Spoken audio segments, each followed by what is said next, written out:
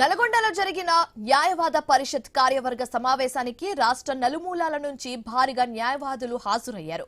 కోర్టులో సమాజంలో విధులను బాధ్యతాయుతంగా నిర్వహించాలని పలువురు న్యాయవాదులు కోరారు. యువ న్యాయవాదులు నిరంతరం కేసుల విషయాలను చదువుతూ ఉండాలని సూచించారు.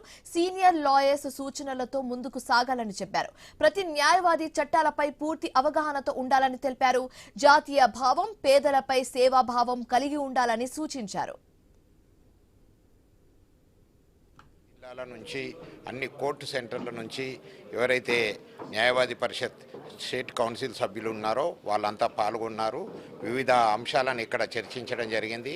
న్యాయవాదుల సమస్యలు, సామాజిక సమస్యలు, వాటి పరిష్కారాలు, ప్రజలకు న్యాయ సేవ చేయడము, న్యాయ కేంద్రాల ఏర్పాటు, అలాగే కొన్ని కార్యక్రమాలు, మహిళా దినోత్సవము, ఇట్లాంటివన్నీ జరుపుకోవడము, యువ న్యాయవాదుల దినోత్సవం జరుపుకోవడము, ఇట్లాంటి వాటిని అన్నిటి మీద కూడా చర్చించడం జరిగింది. అఖిల భారతీయ అధివక్త పరిషత్ వాళ్ళు నేషనల్ కాన్ఫరెన్స్ డిసెంబర్లో 26-28 డిసెంబర్ 2025లో బలోత్రా జోధ్పూర్లో వీ హ్యాడ్ ఎ కాన్ఫరెన్స్.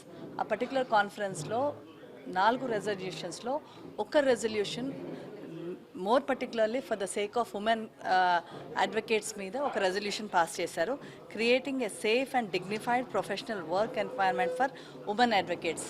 ఇవాళ మన అఖిల భారతీయ అధివక్త పరిషత్ నేషనల్ ప్రెసిడెంట్ గారు ఇక్కడ ఆ విషయము అందరితోటి చర్చించారు.